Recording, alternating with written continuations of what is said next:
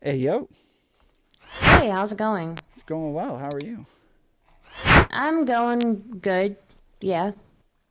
Yeah, So, that doesn't yeah. that doesn't sound too reassuring. I'm going well, I think. Things are going well. Okay, Yeah. your channel's been doing really well. Thank you. I really appreciate that. Yeah, Yeah. A chat, I am talking with tomfoolery right now. what's up, chat? Yeah. Um, I had uh, I had messaged you a while ago about, or I guess maybe it was only a couple weeks ago, but we had talked about chatting sometime, and I said I wanted to talk about platforming, right? Sure. Yeah. Um, the only reason that I mentioned that was because there was a conversation that you had on a panel a while ago. hmm Um, Weird freaking panel. Like, do you know what panel I'm talking about? The one with Brittany and uh, Alexis or Queen Alexa? Maybe. Maybe. I don't remember too much. Apparently, it all blew up because she was running a panel that she wasn't supposed to be. And so then Revolt Rise ended up like deleting Yeah. yeah. But so when they were on the panel, one of the things that they were talking about was debating and getting better at debate while platforming people that you could possibly lose to. Um, and one of the things Doobie brought up was he was like, well, don't you think like you're going to influence people in a negative way if you're losing debates or letting people look like the superior or make the superior arguments if you're like, debating a race realist or something like that. And you said you got to learn somehow. Deplatforming is extremely ineffective. Like if you try to deplatform someone, you just really create an isolated community for that information, that attitude to fester in. I'm not really in favor of deplatforming for that reason because sunlight is one of the best disinfectants. We need to put sunlight on some horrible attitudes and some horrible ideas. But I guess I'm going to agree with a few of the other people who've talked about misinformation and effectiveness of your mission. I was about to say I'm not in favor of deplatforming when those ideas are being platformed responsibly. If you're not if you're not being responsible in the way that you're platforming ideas, then you need to be deplatformed. Um, I'm not. I don't really care outside of that. Like misinformation is by far the worst thing that we have right now on the internet, and it's insanely detrimental to the entire country. So we can't just like act like, oh, it's all good, man. I just want to platform who I want to platform. Like, who cares? Leave me alone. Like, that's not good enough. I'm sorry. Like, it is literally the thing causing all of our problems. Like, all of them. And I mean all of them. Like, it's the worst thing. So you can't just be like, oh, well, this person wants to talk to who they want to talk to. So just leave them alone. Like, nah, I don't care, dude. Like, and I'm not specifically calling anybody out or saying that anybody specifically is irresponsibly platforming, but what I'm saying is it's not good enough to just say, oh, well, deplatforming isn't effective, and so we shouldn't do it. Like, no, deplatforming is effective when responsible platforming isn't happening. And not only is it effective, but it's necessary. So you got to have responsible platforming in order for deplatforming to go away. If you don't want to be deplatformed, then just responsibly platform. It's that simple. And that means like platform everybody, platform anybody and everybody at all times. Just make sure that there's somebody there who can actually argue against them, right? Like, don't put somebody up who's practicing or who's learning up against a well-seasoned white nationalist, right? Like that's not. Don't put somebody uh, who wants to try their hand at debate. Don't put that person up against like the COVID conspiracy theorist champion. Like that's not that's not responsible platforming. You got to put people up against other people who are actually going to be able to challenge them responsibly. Um, Otherwise, you are like what's contributing to all of the problems in the country, to the misinformation, to the like broadcasting of this stuff, and that's uh, that's kind of the end of it. Like You don't really need any more reasons to deplatform somebody outside of that. Of age. Damn. Okay. Hey, I love second, Legos. Okay. What was up? Second with of all, thanks. Second of all, I was just gonna say, yeah, Stardust, that's true. But can't we have those like debates in private? I think No, that the whole no, we platform can't. I'm sorry, you can't have a debate with Sean Last in private. It's not happening. You can't have a debate with Richard Spencer in private. It's not happening. Sorry, no. Is that I guess generally the way you would look at it? Yeah, I mean, I think there are ways that you can still optically come out on top even if you lose the argument. Like, people know when somebody's being an asshole, right? So, like, an argument that I definitely lost was when I was debating Sean Last. I definitely 100% lost that one. But also, everybody watching thought he was an asshole. Yeah. So, so it's, you know, there's like some give, there's some take, right? I think that a lot of the platforming argument is just people who are mad that you're talking to those people and they aren't, and that they're too scared to. So That is a lot of the argument. You're right. I debate Nazis fairly consistently, so I don't have an issue with people debating Nazis. But I did take time. So like even Doobie, I remember having a long conversation with Doobie about the fact that I wanted to get into debating Nazis, and he started saying, "Okay, I'm going to set you up in like private VCs. You can come debate these guys, learn like their arguments, learn what it is that they're saying, then go back, do more research so that like you're not losing debates. And then once you start winning these or feel confident in them, then you should go do them on stream." And that's kind of what I ended up doing as well. I feel like he made the same arguments to you, and I know this is a long time ago, so I don't mean to like pull up everything that he said, but he was saying the same thing to you, and you were saying, well, it's not my job to like hold my audience's hand like I'm their mom and like, you know, baby them. But I do feel like we have a responsibility as to how we influence people, and if we're going to like put ourselves out there as content creators, we have a responsibility to influence people in a positive way. Do you agree with that? I'm not. I don't really. Honestly, not really. I mean, it's up to the individual. I personally try to be a like positive influence on my community, but do I think that's a requirement for all content creators? No, I don't think so. And if you're talking about like the Nazi thing, like I started debating Nazis as well in like little Discord chats before I ever started streaming it. But at a certain point, you can only prepare so much, right? You're never going to be ready enough. So you do have to kind of like push yourself into it. But do I think in general, like everybody has to go through the same like process that like I went through? Not really. And I don't think that everybody has to hold their audience to some sort of standard. I try to be positive, but I just don't think that it's a fair. I don't think it's a fair standard to hold on people. So what would be a fair standard, do you think? I mean, we see mainstream media that's very, very that has very negative influences on people. I think being like a neutral influence or just being neutral in general is fine. I just don't think we should really be I just don't buy that whole like, oh, you have a duty to make sure that your audience is being influenced in a positive way. I don't think I really do. I think my audience is older. They generally are between like the ages of 25 and 35. And yeah, it's just not for me to babysit people, basically. If mainstream outlets aren't doing it, I don't see why I should be doing it either. Okay. What if I said you have a responsibility to not influence your audience in a negative way? Would that make a difference for you? Not really.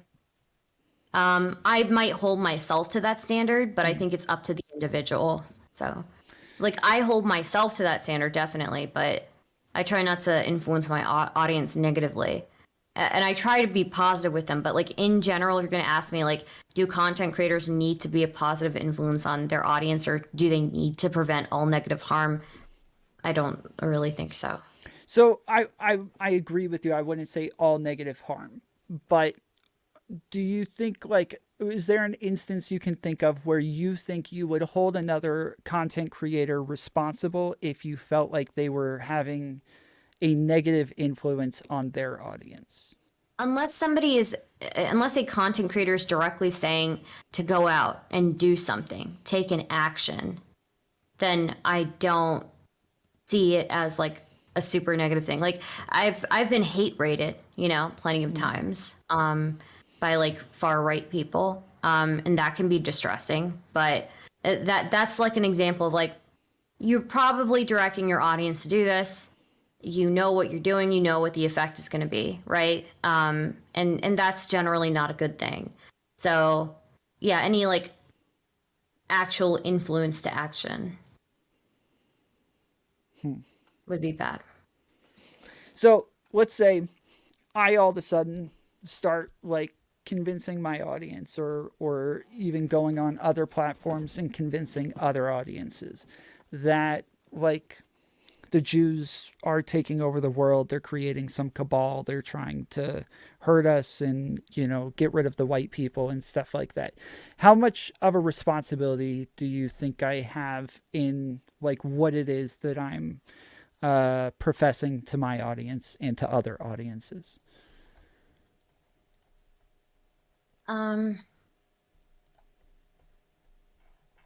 But that's not like, I see the harm in it because you're, spreading these ideas, but generally you're not asking people to go and do an action. That's the line for me. If you're asking your audience to go out and do something, I think that's where the line is. Otherwise, like, I wouldn't persecute somebody for what they think, And if you're just verbalizing what you think, I just don't see the point in. It's really up to the platform at that point. Really, if the platform has a standard they want to set, then I'll follow that standard. But Yeah, as far as like a platform, obviously they have to have their own TOS, but from like more of a moral sense. And I remember I used to actually think the same way you did. I think it was Destiny actually who convinced me otherwise, that like if I'm choosing to go and put myself out there, especially in a way to where I want to convince my audience of my ideas. Normally that's why, like, especially in the debate community or politics community, like that's why we get into this, is because we want other people to hear our ideas and hopefully like they understand them and agree with them. So if I'm going to put myself out there and my ideas out there for people to hopefully be convinced of them, I would want, hopefully anybody who's willing to do that is doing it with the understanding or with the intention of convincing people of something that is good and not something that is bad.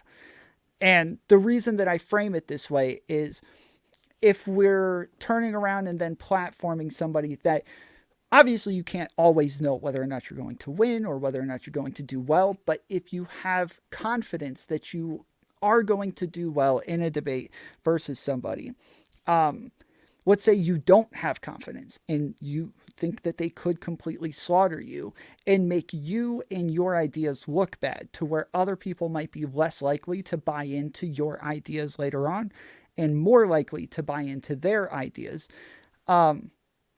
There's like a harm that's being done there. Do you disagree with that?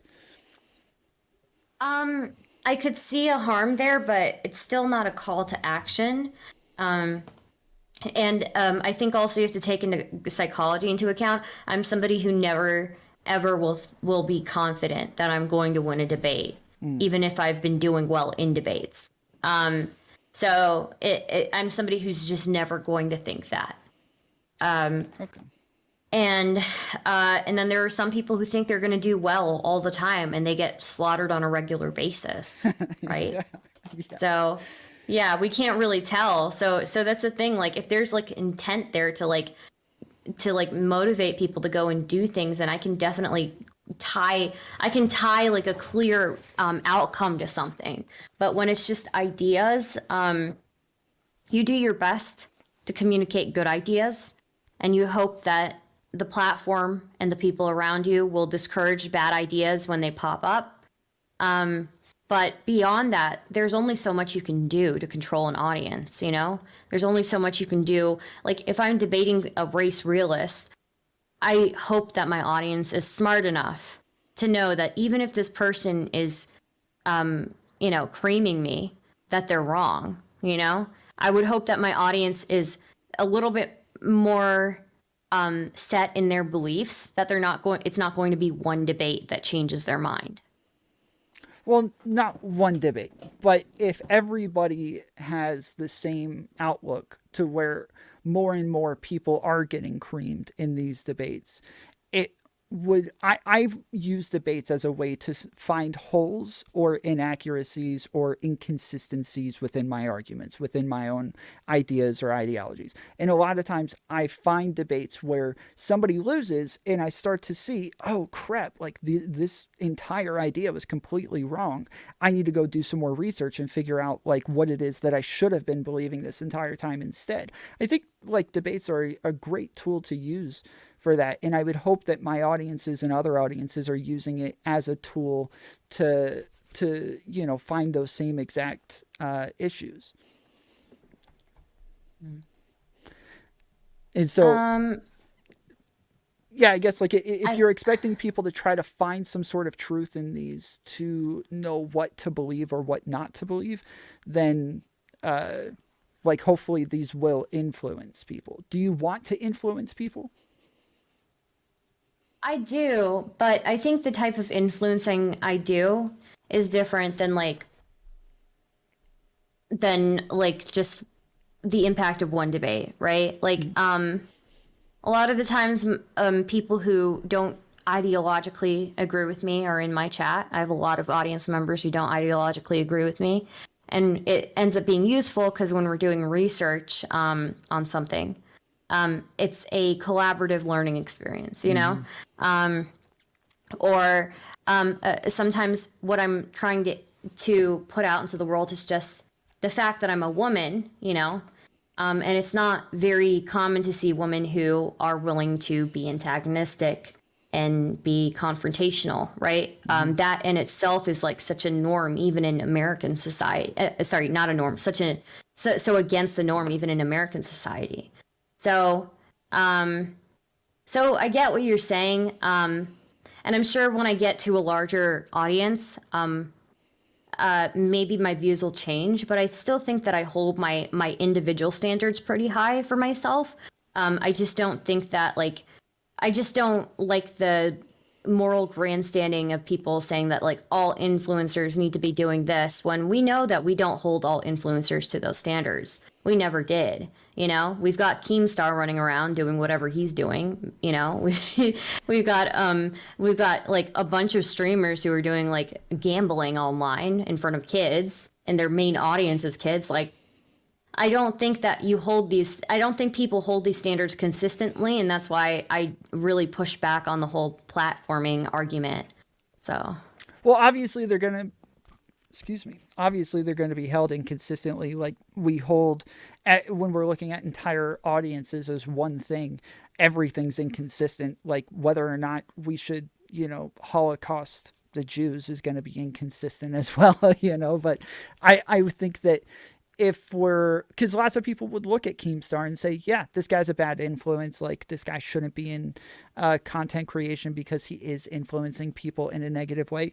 To a point, I'm happy that they all exist because then I wouldn't have anybody to yell at and argue with and debate. But at the same time, if it's like my own personal standards, because I want to influence people, I feel like it's almost a necessity that if I want to influence people, I necessarily should do my best to influence them in a positive way. Sure, and I think I hold myself to those standards. Mm-hmm. And I think a lot of people who try to criticize me for platforming don't really look at my content on a regular basis to see like what the point of like a certain interview is or what the point of like a certain conversation is, right? I have a variety of content, and sometimes I'm just doing an interview with somebody, and that's just to get to the inside of why they think the way that they think, and maybe we have more in common than we think we do. And then some of that content is like me actually debating and pushing back on harmful ideas, right? But when it comes to like my own personal standards, I obviously have very high personal standards. I just don't.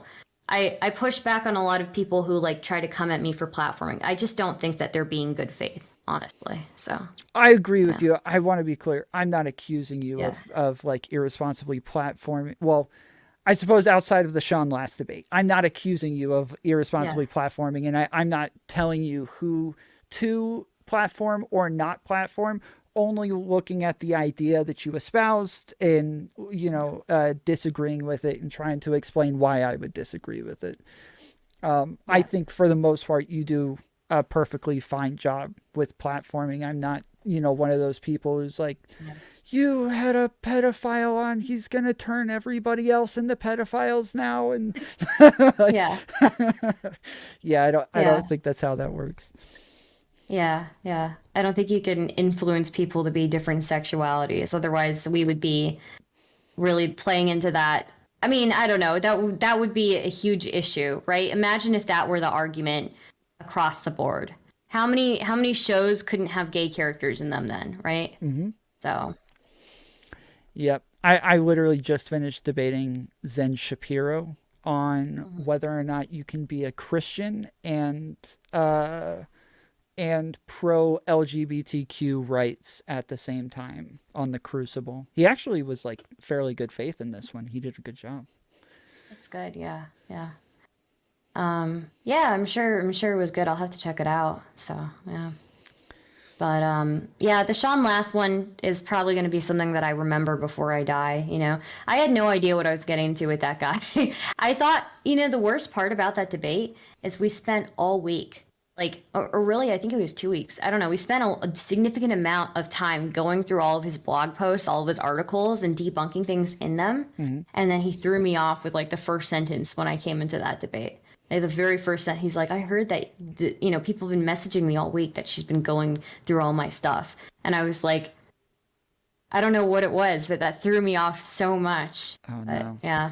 I remember that one pretty clearly. I actually remember messaging you and saying, hey, you cleaned it up really well at the end, but you totally got him with the, people who are doing their studies understand the study better than you do. You can't just cherry pick data from the study and then disagree with the abstract. Like that's completely ridiculous. You totally got him there. And you guys had to go in circles on that one for like 15 minutes straight where you're just like, yeah, but you're still cherry picking. Like, Yeah, even one of my mods in chat is saying so much study time and for nothing. Yeah, we spent like every day that week studying, and it just felt like everything went out the window with the first few sentences he said to me.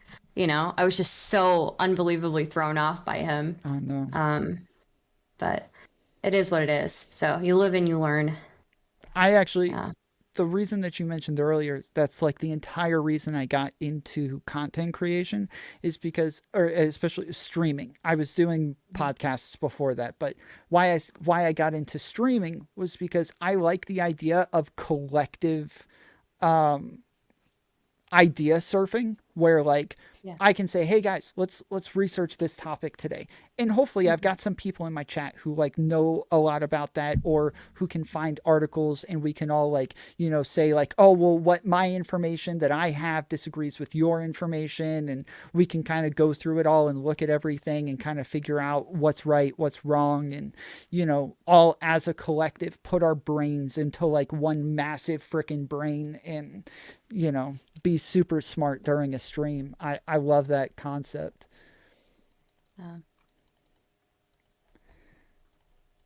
So have you been debating at all lately?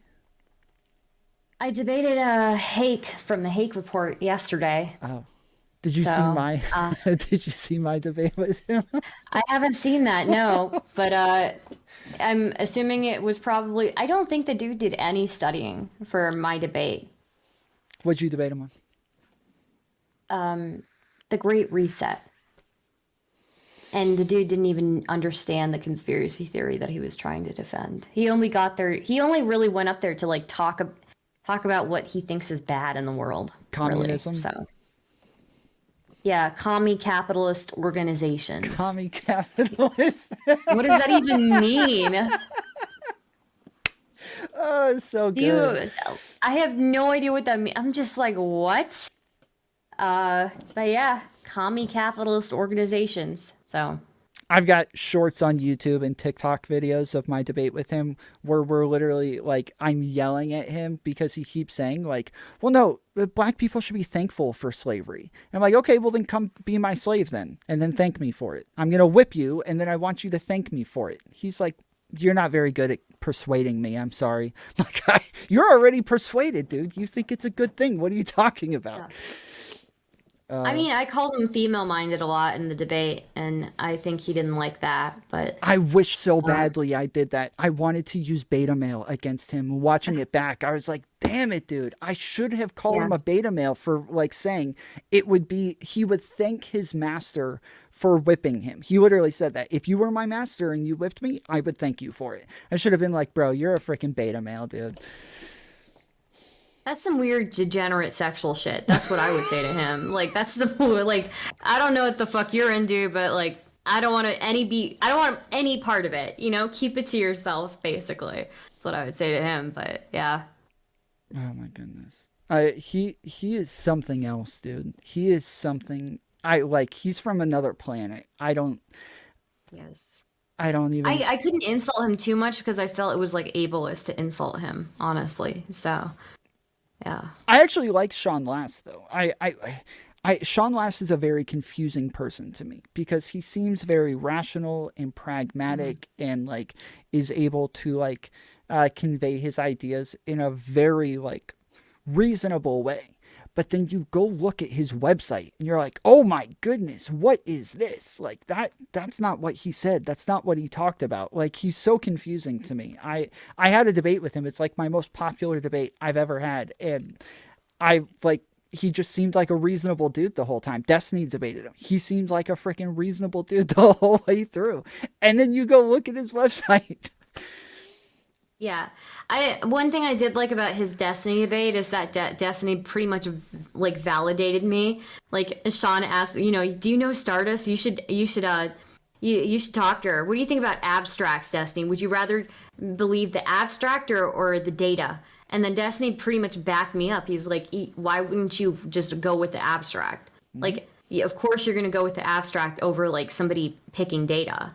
And so I was like, oh my God, thank you for validating me. I sent him a message out. I was like, oh my God, thank you. I talked about it. I talked to him about it, I believe, like behind the scenes, but I guess I think he's like somewhat conspiratorial with studies that like, the liberal elites are paying all this money to come to specific conclusions. Yeah. And so you just have to actually go look at the data and figure out what's real and what's not. Like, but you're cherry picking, dude. You're like looking at small pieces of data to for your own confirmation bias. Yeah. I remember messaging Destiny after that debate that I had with him and just being so devastated. Like being like, Destiny, I don't know what happened. Everything flew out the window. Like he's like, oh no, what happened? I'm like, I don't know, I was thrown off. But I'm happy that people thought I picked it up in this like second half, but it's still, when you don't start strong, to me, if I don't start strong, I feel like the whole thing is like a bust. So I always start off strong and then end kind of weak. And I feel like it's because over time, like I'm trying to wear them down. And when they're not being logical, they're trying everything in the book to pivot and to, move goalposts and everything. Eventually I get tired. Like I get worn out from, just nonstop, like trying to get them to be logical. And once they're not, at the end of every debate, it's me screaming and yelling at somebody. Like go to any debate I have, go to the last like 10, 15 minutes of it. And it's me just losing my freaking mind, just all red faced and, eyes popping out of my sockets.